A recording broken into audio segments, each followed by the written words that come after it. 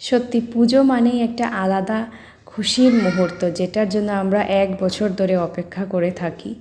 কত কিছু কেনাকাটার ইচ্ছা, কত শপিং করার ইচ্ছা, মেকআপ করার ইচ্ছা, সব কিছুই তো আগের থেকে প্ল্যান থাকে। হয়তো প্ল্যান মাফিক সব কিছু না চললেও কিন্তু সব কিছু প্ল্যানে করার আমরা চেষ্টা করে থাকি। কিন্তু কিছু কিছু মানুষের জন্য পুজোর টাইমটাই হলো উপার্জনের টাইম। সেই ঘরগুলোতে হয়তো পুজোর সময় ওরা কোনো নতুন জামা কাপড় কেনেও নি, কেননা ওদের উপার্জন হয়নি।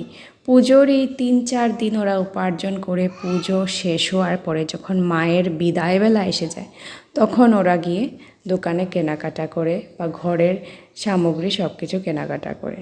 তো কিছু মানুষের জন্য পুজো একটা আলাদাই মানে মজার বিষয়, আর কিছু মানুষের জন্য একটা উপার্জনের মাধ্যম।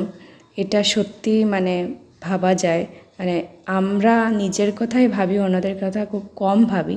এই দোকানগুলো দেখেই আমার মনে হলো যে ওরা পুজোর সময় ঘুরছে না, ওরা দোকান খুলে বসেছে কিছু বেচবার জন্য, যাতে ওদের একটা ইনকাম হয়।